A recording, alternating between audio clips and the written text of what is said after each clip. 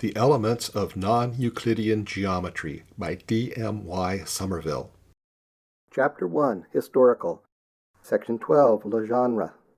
While Gauss, Schweikart, Tyrrhenus, and others were working in Germany and had arrived independently at some of the results of non-Euclidean geometry, and were, in fact, just on the threshold of its discovery, in France and Britain the ideas were still at the old stage, though there was a considerable interest in the subject, inspired chiefly by A.M. Legendre, 1752 to 1833.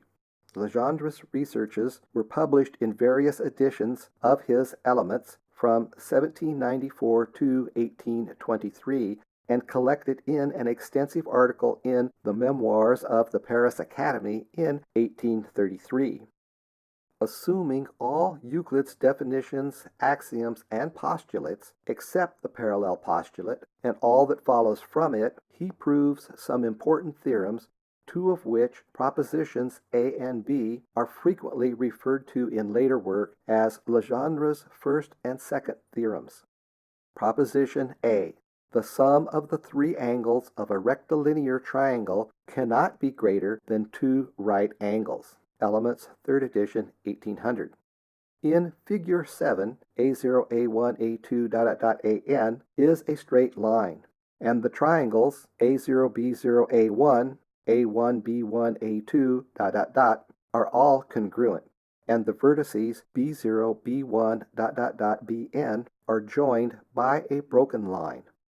Suppose, if possible, that the angle A0, B0, A1 plus B0, A0, A1 plus A0, A1, B0 is greater than pi. Now, angle B0, A0, A1 is equal to B1, A1, A2. And the angle B0, A1, B1 plus B1, A1, A2 plus A0, A1, B0 is equal to pi. Therefore, the angle A0, B0, A1 is greater than the angle B0, A1, B1, and therefore A0, A1 is greater than B0, B1. Let A0, A1 minus B0, B1 equal to D.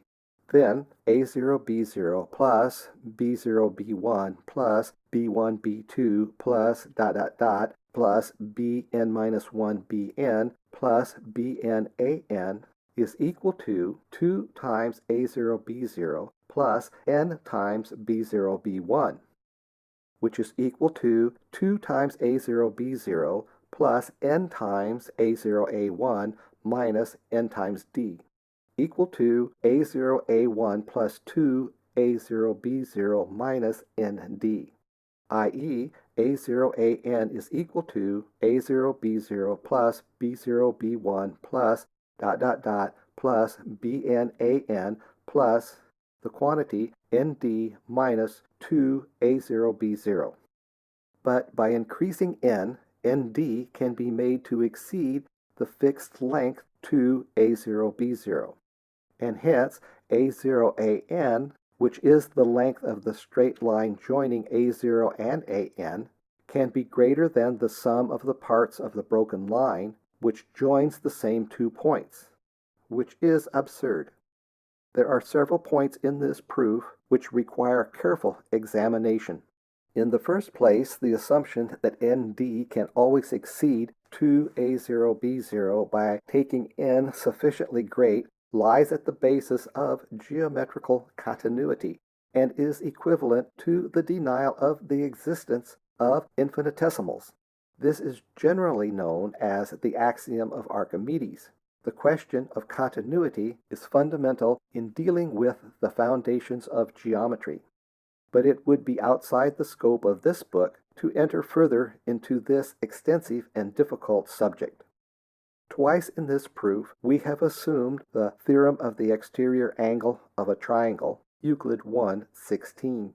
First in the statement that A0, A1 is greater than B0, B1, and second in the assumption that the straight line joining 2 points is the shortest path, Euclid I, 20. This is equivalent to the rejection of Saccheri's hypothesis of the obtuse angle. If this hypothesis be followed to its logical conclusion, it can be shown, see Chap.III, that the two straight lines in a plane will always intersect when produced in either direction.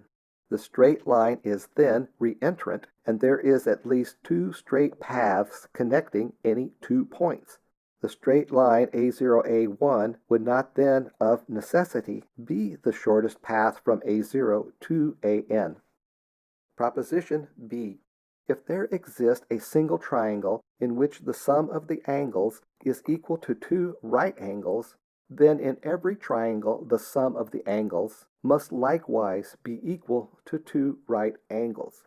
This proposition was already proved by Zachary along with the corresponding theorem for the case in which the sum of the angles is less than 2 right angles, and we need not reproduce Legendre's proof, which proceeds by constructing successively larger and larger triangles, in each of which the sum of the angles is equal to pi. Legendre makes an attempt to prove that the sum of the angles of a triangle is equal to 2 right angles, as follows, in Elements, 12th edition, 1823. Let A1, B1, C1, figure 8, be a triangle in which A1, B1 is the greatest side and B1, C1 the least. Join A1 to M1, the middle point of B1, C1, and produce A1, M1 to C2 so that A1, C2 is equal to A1, B1. On A1, B1, take A1K equal to KB2 equal to A1, M1, and join C2K. Then we get a second triangle, A2, B2, C2, in which A2 coincides with A1, and in which A2, B2 is the greatest side and B2, C2 the least. Denote the angles of the triangles A1, B1, C1, A2, B2, C2 by single letters. Then the triangle A1, C2K is congruent to A1, B1, M1, and the triangle C2K, B2 is congruent to C1, M1, A1. Therefore, the angle A1, C2K is equal to B1, the angle KC2, B2 is equal to C1, the angle M1, A1, C1 is equal to B2. And therefore, A1 is equal to A2 plus B2, and B1 plus C1 is equal to C2. Hence, A1 plus B1 plus C1 is equal to A2 plus B2 plus C2, and the area A1, B1, C1 is equal to the area A2, B2, C2. By repeating this construction, we get a series of triangles with the same area and angle sum. Now A2 is less than 1/2 A1. A3 is less than 1/2 A2, which is less than 1/4 A1, AN plus 1 is less than 1 divided by 2 to the nth power times A1. B2 is less than A1, B3 is less than A2, which is less than 1/2 A1, and Bn plus 1 is less than 1 divided by 2 to the n minus 1 power times A1. Hence, the angles A1 and B1 both tend to 0, while the vertex Cn ultimately lies on ANBN. The sum of the angles thus reduces to the single angle Cn, which is ultimately equal to 2 right angles. In this proof, there is a latent assumption and also a fallacy. In the first place, it is tacitly assumed that the straight line is not reentrant. For if it were reentrant, the theorem of the exterior angle upon which the proofs of the inequalities depend could not be accepted, and the whole proof is invalidated. Again, if we grant the theorem of the exterior angle, Bn and Cn both go to infinity, and we cannot draw any conclusions as regards the magnitude of Cn. Legendre's other attempts make use of infinite areas. He makes reference to Bertrand's proof and attempts to prove the necessity of Playfair's axiom in this way. If it be denied, then a straight line would be contained entirely within the angle formed by two rays. But this is impossible, since the area enclosed by the angle is less than half the area of the whole plane. The Elements of Non-Euclidean Geometry. This book was written by D.M.Y. Sommerville, M.A. and Doctor of Science. It was published by the Open Court Publishing Company, London, G. Bell & Sons, Ltd. in 1919, and now is in the public domain. It is being read by Jim Renholt, with programming and illustrations by Jim Renholt in 2019. Thank you for listening.